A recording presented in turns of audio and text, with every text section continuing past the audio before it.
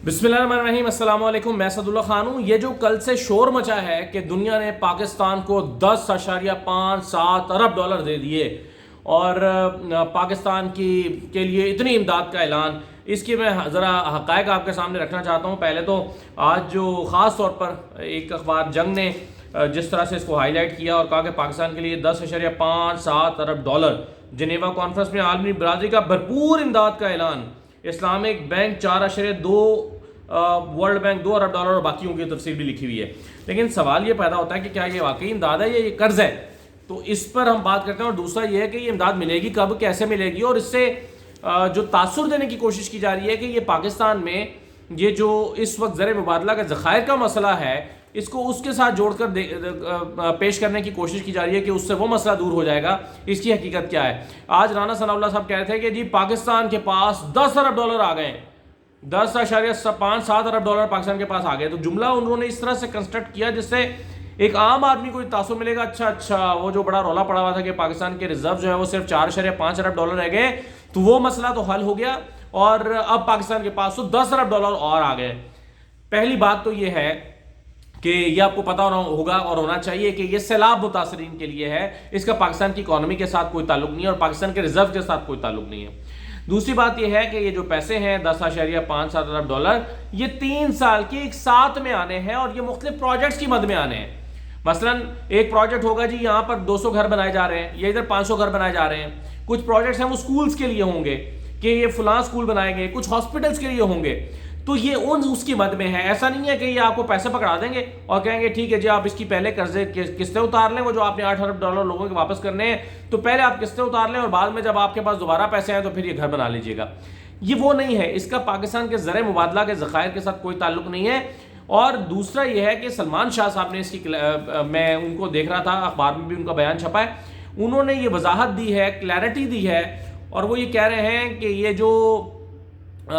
जो पैसे हैं ये इमदाद नहीं है, ये कर्ज है, ये इमदाद नहीं है, इसको इमदाद ना समझा जाए। ये पाकिस्तान को कर्ज दिया गया है जो पाकिस्तान ने वापस करना है। और एक और इसमें बड़ा इंपॉर्टेंट नुक्ता जो बताया है पाकिस्तान के एक और माहिर मुआशियात हैं, बड़े मारूफ डॉक्टर शाहिद हसन सिद्दीकी साहब, वो ये कहते हैं कि जी ये जो प्रोजेक्ट प्लान किया पाकिस्तान के साथ आलमी दुनिया ने, इसमें 50% शेयर पाकिस्तान का होगा। यानी फ़र्ज़ कीजिए कि रहीम यार खान में 300 घर बनाने हैं, तो उस पर जो खर्च आएगा उसमें एग्रीमेंट के मुताबिक 50% पाकिस्तान देगा, तो 50% पाकिस्तान देगा और 50% वो देंगे। अब अगर पाकिस्तान ने अपने हिस्से का 50% का इंतजाम न किया तो ये कमिटमेंट्स भी पूरी नहीं होंगी। ये शाहिद हसन सिद्दीकी साहब का ख्याल है जो कि किसी पार्टी के साथ ताल्लुक नहीं रखते और आपको पता है कि अपने एनालिसिस में भी वो बिल्कुल अनबाइज्ड है। तो शाहिद हसन सिद्दीकी साहब कह रहे हैं कि पाकिस्तान ने अगर अपने हिस्से का 50% ना डाला तो 50% वो भी नहीं मिलेगा। और ये जो इमदाद की मद में वादे हुए हैं, ये वादे हैं, जहन में रहे, ये प्लेजेस हैं। ये कहा गया है कि जी हम इतना कंट्रीब्यूट करेंगे, ये नहीं है कि चेक काट के पाकिस्तान के हाथ में पकड़ा दिया या शहबाज शरीफ साहब यहाँ उतरेंगे तो उनके उतरने से पहले जो है वो अकाउंट में पैसे आ चुके होंगे। ये वो कहानी नहीं है। तो इसलिए इसको जो इतना एग्जैजरेट किया जा रहा है कि सैलाब मुतासरीन के लिए जो है वो, सैलाब मुतासरीन का तो खैर नाम ही नहीं लिया जा रहा, कहा जा रहा है कि जी ये जो रिजिलियंट पाकिस्तान कॉन्फ्रेंस है इसमें इतने अरब डॉलर पाकिस्तान को, 10 अरब डॉलर, 10.5 अरब डॉलर पाकिस्तान को मिल गए। तो ये जो तासुर दिया जा रहा है ये बिल्कुल गलत है। मैं आपको माहिरीन मुआशियात को कोट करके बता रहा हूँ कि सलमान शाह साहब कह रहे हैं कि ये इमदाद नहीं है, ये कर्ज है। और दूसरा ये 3 साल में मिलने हैं, थोड़े थोड़े करके 3 साल के ये प्रोजेक्ट्स हैं।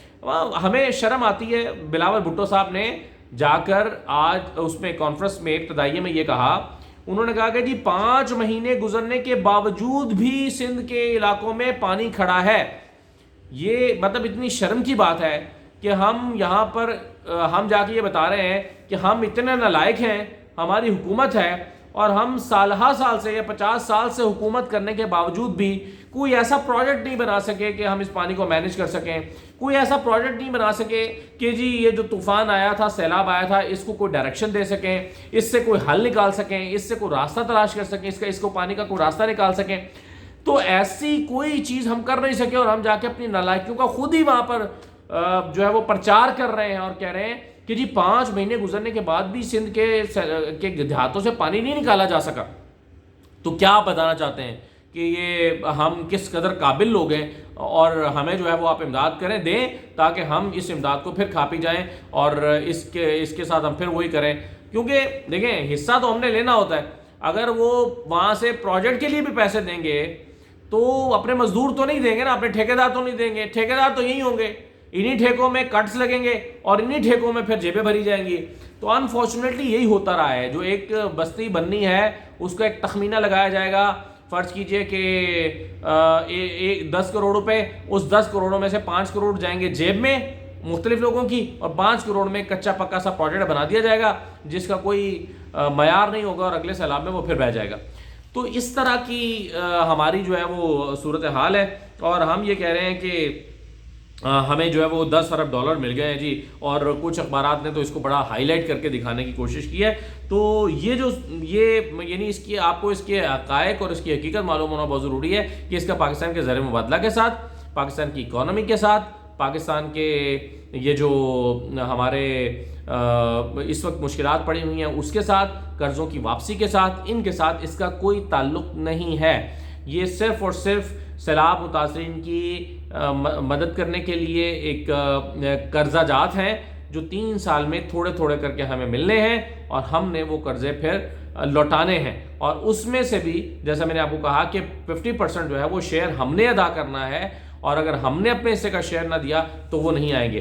اور اس کے باوجود بھی ذہن میں رہے کہ یہ پلیجز ہیں, اور ہمیشہ پلیجز کبھی بھی پورے کے پورے نہیں آتے. یعنی جب کوئی ٹیلی فون کر کے کہتا ہے نا کہ جی میں 1 ارب روپیہ, عمران خان نے بھی ٹیلی فون کی تھی یا کوئی بھی کرتا ہے, تو جب جو فگر ہمارے پاس اس دن آتی ہے کہ تو یہ فگر ہوتی ہے کہ جی یہ ہم کہیں گے جی آج کے ٹیلی فون میں 15 ارب روپے اکٹھے ہو گئے, 15 ارب کے وعدے ہوئے ہیں, آتے اس میں سے 5 ارب ہی ہیں. تو جی دیکھنا پڑے گا کہ اس میں سے کتنے پیسے آتے ہیں. جو 10.57 ارب ڈالر کے وعدے ہوئے ہیں, اس میں سے آتے کتنے پیسے ہیں, اور ہمیں وہ پروجیکٹس میں کنورٹ کتنے پیسے ہوتے ہیں. تو اس لیے اس کا پاکستان کے موجودہ معاشی مسائل کے ساتھ کوئی تعلق نہیں ہے. اب پاکستان کے جو موجودہ معاشی مسائل ہیں اس میں سے ایک نقطہ آپ موٹا سا دیکھ لیں کہ IMF میں جائے بغیر گزارا نہیں ہے, اس پر سب متفق ہیں.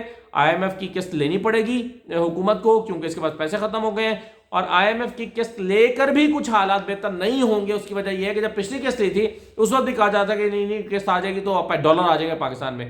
بھائی آپ قسط لیں گے تو پرانے قرضے واپس کر دیں گے تو کیا فرق پڑنے لگا ہے. لیکن اس کے باوجود بھی جو شرائط عائد کی گئی ہیں اس میں سب سے بڑی شرط جو ہے وہ ہے کہ ڈالر کو فری فلوٹ کرائیں آپ, اور ڈالر کو جب فری فلوٹ کرائیں گے تو اس کا مطلب ہے کہ ڈالر اپنی قیمت کا تعین خود کرے گا. جو اسحاق ڈار صاحب جو ماہر ہیں کہ آرٹیفیشل طریقے سے ڈالر کو کنٹرول کر کے رکھیں, وہ نہیں ہو پائے گا, اور اس کے نتیجے میں ڈالر جو ہے وہ مہنگا ہو جائے گا, شاید 300 پر بھی چلا جائے. جب ڈالر 300 پہ جائے گا تو ہر طرف مہنگائی کا طوفان اٹھے گا. پھر ایک شرط یہ بھی ہے کہ آپ اپنا جو پیٹرولیم کا ٹیکس ہے وہ یعنی پیٹرولیم لیوی وہ 100 روپے تک بڑھا کر لے جائیں, اس سے وہ مہنگا ہو جائے گا, تو روپیہ ڈی ویلیو ہو جائے گا. تو اس طرح کی چیزیں IMF کی کس کے ساتھ آئیں گی, یعنی حکومت کے خزانے میں تو 1 ارب ڈالر آ جائیں گے, لیکن عوام کی جیبوں سے پیسے جو ہیں وہ نکل جائیں گے. اس کی وجہ یہ ہے کہ عوام کے اوپر مہنگائی کا بڑا طوفان آئے گا. مجھے اب سمجھ یہ نہیں آ رہی کہ موجودہ حکومت جو ہے یہ IMF کی قسط لینے کے بعد جو ایک مہنگائی کا طوفان اٹھے گا اس کے بعد الیکشن میں کیسے جائے گی, اور اس سے پہلے ہی وہ صورتحال کو سنبھالنے کے لیے کیوں نہیں الیکشن میں چل جاتی تاکہ یہ ساری چیزیں کیئر ٹیکر سیٹ اپ میں جا کر ہوں.